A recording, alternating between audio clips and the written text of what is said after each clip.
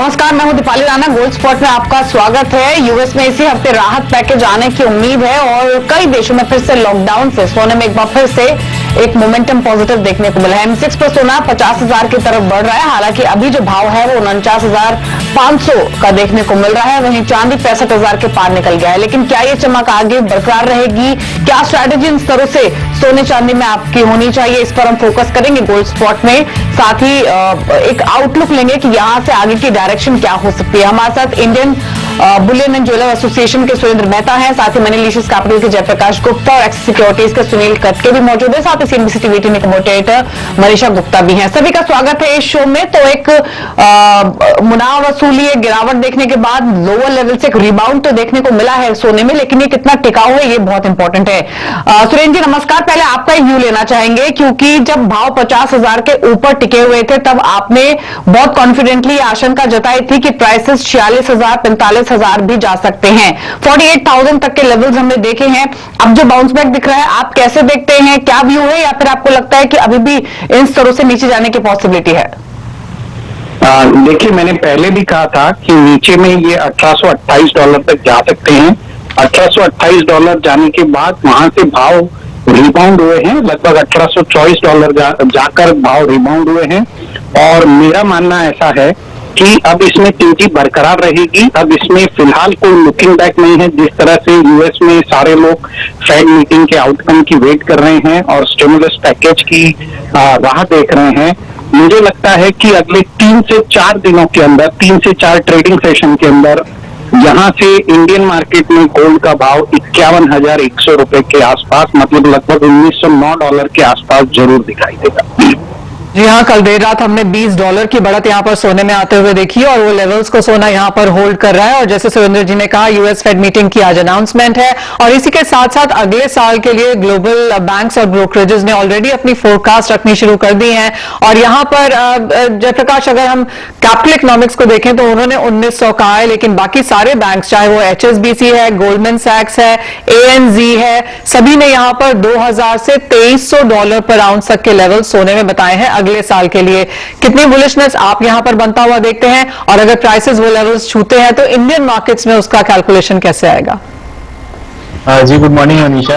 देखिए, मुझे लगता है 2021 का फर्स्ट हाफ अनसर्टेनिटी भरा रह सकता है और वो गोल्ड के लिए बहुत ही पॉजिटिव सिग्नल है। देखिए, कोविड के वैक्सीन आ भी जाते हैं, लेकिन जो स्टिमुलस का एक गैप क्रिएट हो रहा है global economy, which is close to almost $10 trillion, तो इसको कवर अप करने में जिस हिसाब से डिमांड रिवाइवल चाहिए वो 1 साल में नहीं होने वाला है। तो जिसके कारण गोल्ड में एक चमक बनी रहेगी क्योंकि अनसर्टेनिटी इकोनॉमीज में रहेगा।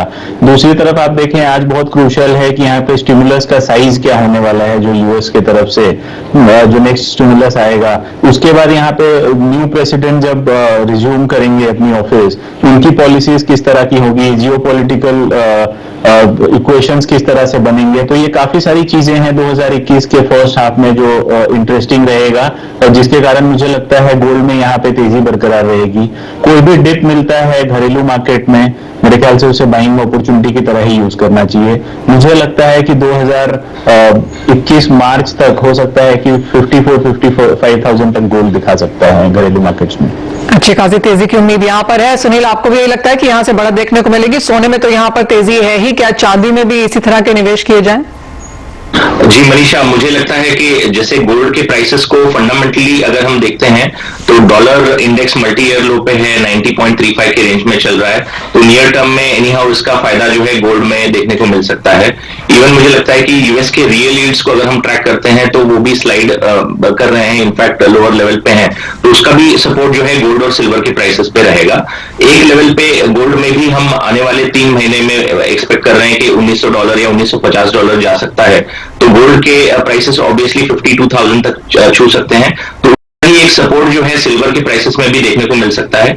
टेक्निकल फ्रंट पे भी जब तक ये $24 के ऊपर है कॉमिक्स पे, मुझे लगता है कि चांदी में भी एक बाइंग जो है बरकरार रहेगा। और मुझे लगता है कि आने वाले समय में बेस मेटल में भी जो बुलिशनेस है उसका भी सपोर्ट चांदी को मिल रहा है। तो मुझे लगता है ओवरऑल अभी एक ऐसा सिनारियो क्रिएट हो रहा है जहां पे गोल्ड और सिल्वर में एक डिप पे बाइंग की अपॉर्चुनिटी बन रही है।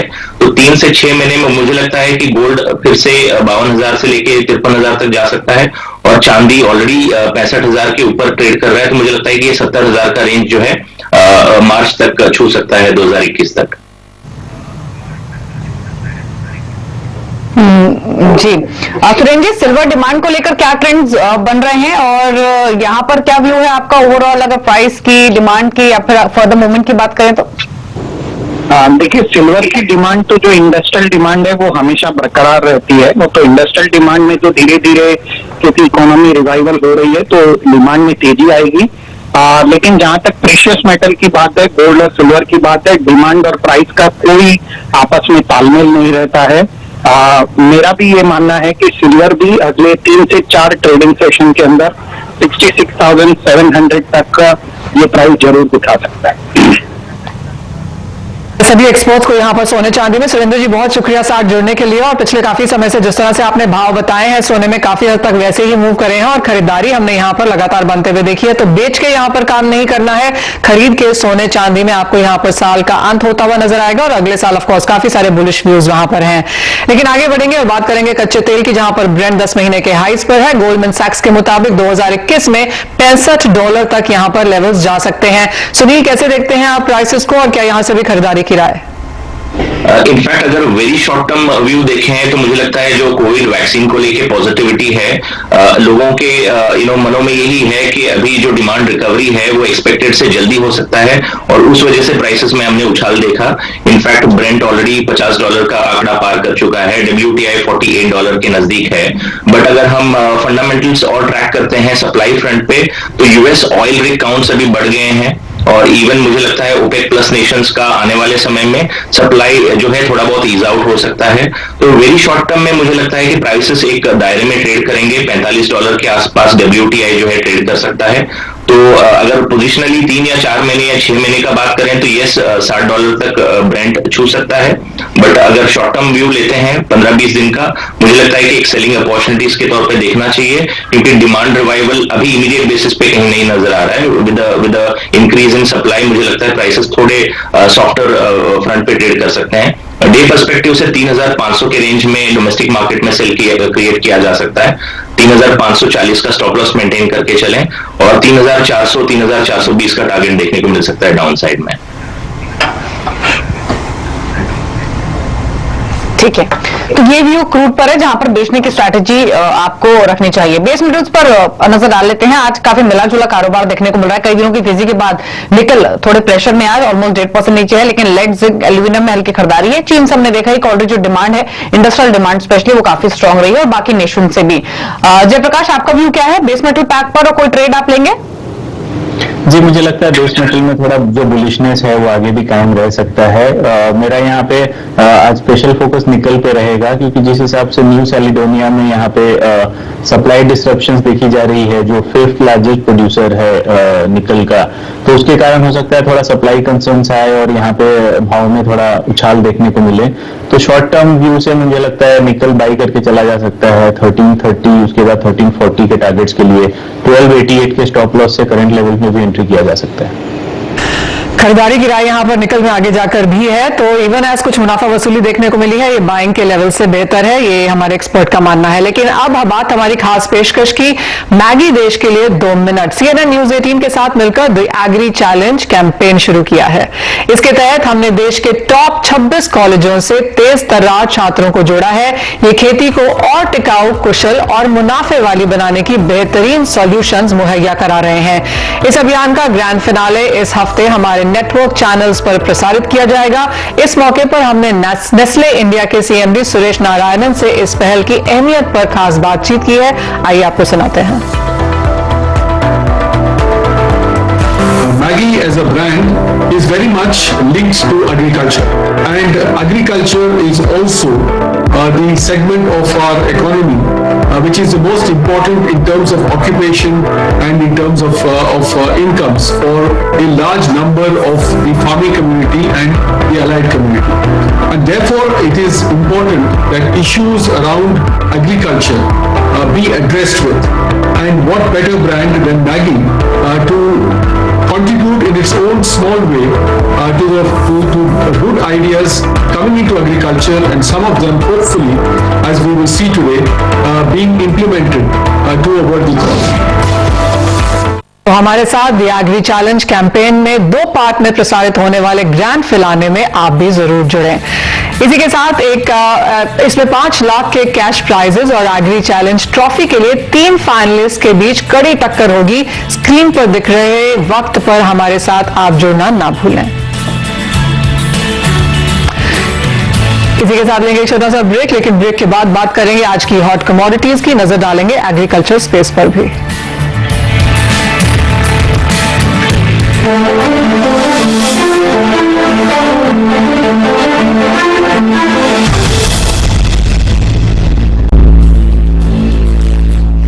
आप देख रहे हैं कमोडिटी राउंडअप पर, यहां से सीधे रुक कर लेते हैं आज की हॉट कमोडिटी का।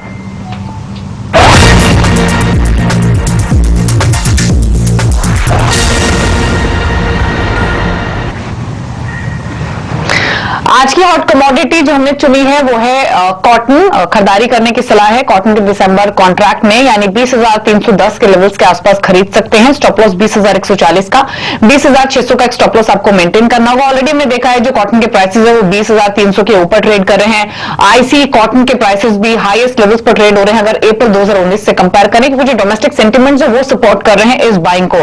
हाल ही में यूएसडीए ने भी जो यूएस कॉटन स्टॉक एस्टिमेट्स हैं दिसंबर में उनको रिवाइज किया है।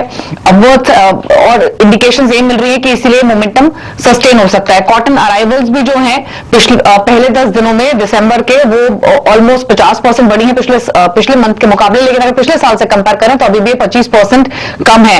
अब यहां से अनुमान ये लगाया जा रहा है कि जो डिमांड रहेगी वो स्ट्रांग रहेगी और प्रोडक्शन कम हुई है, तो उसकी वजह से जो प्राइसेस है वो फर्दर सर्ज हो सकते हैं। इसलिए खरीदारी की अपॉर्चुनिटी देख सकते हैं 20,600 के टारगेट के लिए 20,140 के स्टॉप लॉस के साथ। तो कॉटन है आज की हॉट कमोडिटी। लेकिन अब बात करेंगे प्याज की। सरकार ने प्याज की कीमतों पर काबू करने के लिए बफर स्टॉक 1 लाख से बढ़ाकर 1.5 लाख करने का फैसला किया है। असीम मनचंदा हमारे साथ मौजूद है पूरी डिटेल्स के साथ। असीम, बताइए एग्जैक्टली क्या तैयारी है सरकार की और क्या इंपैक्ट होगा इसका? देखिए, पिछले साल सरकार ने जो है 1.5 लाख 1 लाख टन का जो है बफर स्टॉक प्याज का जो है बनाया था। इसमें से 37,000 टन जो है वो स्टोरेज में उसकी वजह से खराब हो गया था, क्योंकि 63,000 टन जो है राज्यों को जो है दिया गया। इससे प्याज की कीमतें थोड़ी काबू में सरकार जो है रख पाई, लेकिन उसके बावजूद प्याज की कीमतें जो है वो 100 रुपए के पार जो है पहुंच गई और सरकार को अंत में जो अफगानिस्तान है वहां से प्याज का आयात जो है वो करना पड़ा। अभी फिलहाल प्याज की कीमतें जो है काबू में, लेकिन सरकार ने फैसला किया कि अगले साल जो है वो करीबन 1.5 लाख टन प्याज का बफर स्टॉक जो है बनाएगी। जैसे ही रबी की क्रॉप जो है बाजार में जो है आएगी तो सरकार की मेथड जो है ये प्याज जो खरीदारी करना जो है तो शुरू कर देगा। तो 1 लाख टन बफर स्टॉक जो है बनेगा, तो इससे सरकार अगले त्योहारी सीजन में प्याज की कीमतों को काबू जो है रख सकेगी। तो जो सरकार है उसने इसका फैसला जो है कर लिया और जैसे ही रबी की फसल जो है बाजार में आएगी तो सरकार जो है प्याज की खरीदारी करनी शुरू कर देगी और 1.5 लाख टन प्याज का बफर स्टॉक जो है बनाया जाएगा। निकी का जो प्याज का स्टॉक है वो आगे अगले साल भी बनता हुआ नजर आया है और 1.5 लाख जैसे असीमा में बता रहे हैं कि सरकार इस बफर स्टॉक को बनाने की तैयारी में है। लेकिन ध्यान अब यहां पर डालेंगे चावल पर, जहां पर धान की जो प्रोक्योरमेंट है वो सरकार की तरफ से जारी है। माना जा रहा है सरकार की जो रिपोर्ट्स के हिसाब से कि 22% ज्यादा पिछले साल के कंपैरिजन में हुआ है। विजय सेतिया जो फॉर्मर प्रेसिडेंट है राइस एसोसिएशन के, हमारे साथ हम यहां पर जुड़ रहे हैं। विजय जी नमस्कार। सरकार की 2 डिफरेंट रिपोर्ट्स हैं यहां पर। एक तो ये बताती है कि जो प्रोक्योरमेंट है धान की वो 22% पिछले साल से ज्यादा है, और दूसरी ये कि बाकी काफी सारे राज्यों में यहां पर जो प्रोक्योरमेंट है वो या जो प्रोक्योरमेंट नहीं हो रही है वहां पर एमएसपी के बहुत ही नीचे चावल बिकता हुआ नजर आया है। किस तरह से आप इन दोनों रिपोर्ट्स को देखते हैं? ऐसा है कि दोनों जगह पे ही गड़बड़ है जी। दोनों जगह पे ही करेक्टिव मेजर्स की जरूरत है। अगर हम बात करते हैं पंजाब हरियाणा में जहाँ पे एक्सेसिव प्रोक्योरमेंट होती है, प्रोडक्शन का जो भी इनके स्टैटिक्स होते हैं उससे ज्यादा पैडी कहाँ से आ जाती है। इसका मतलब है कि वहां पे गड़बड़ हो रही है।